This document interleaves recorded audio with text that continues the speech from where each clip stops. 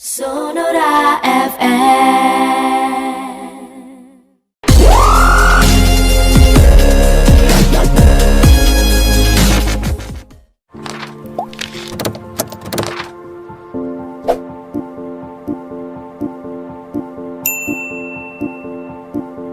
Penerapan PSBB ini apabila berlaku di Palembang sih, saya pribadi setuju dengan adanya penerapan PSBB sendiri karena dengan adanya PSBB sendiri itu bisa mencegah orang lain atau dari daerah lain itu masuk ke Palembang, dan itu salah satu pencegahan untuk memutus rantai penyebaran corona atau COVID-19 ini sendiri.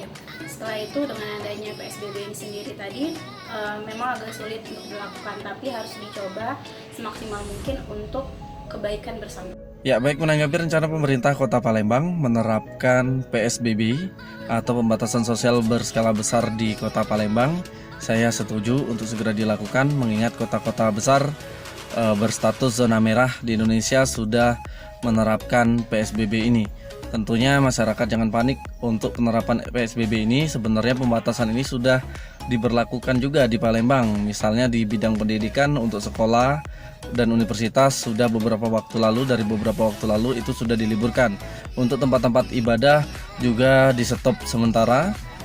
Mall, tempat hiburan juga sementara sudah di stop untuk operasionalnya. Tentunya kita tinggal melanjutkan saja penerapannya di PSBB ini, dan juga saya berharap kepada pemerintah untuk implementasinya nanti atau aturan dan teknisnya itu jelas dan disosialisasikan ke masyarakat untuk PSBB ini sehingga tidak menimbulkan kebingungan dan meminimalisir adanya pelanggaran dalam penerapannya nanti. Rencana penerapan PSBB menurut saya cukup baik ya. Hanya saja penerapan ini harus dianalisis terlebih dahulu dampak yang akan terjadi bila PSBB diberlakukan.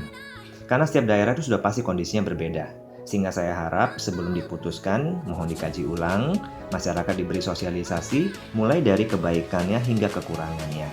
Sehingga kami sebagai warga tidak terkejut saat PSBB diterapkan. Menurut saya, penerapan pembatasan sosial berskala besar di Kota Palembang yang tengah dicanangkan oleh pemerintah Kota Palembang tentunya akan membawa dampak positif dan juga dampak negatif. Apabila kita lihat dari dampak positif yang akan ditimbulkan, tentunya ini merupakan salah satu jalan yang sangat bagus untuk memutus rantai penyebaran dari virus corona COVID-19 ini sendiri.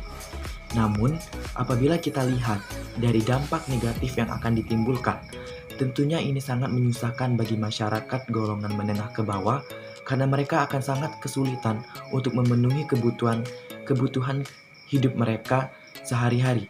Oleh karena itulah, di sini peran pemerintah Kota Palembang sangat diperlukan untuk mencegah timbulnya masalah-masalah baru dari penerapan pembatasan sosial berskala besar ini.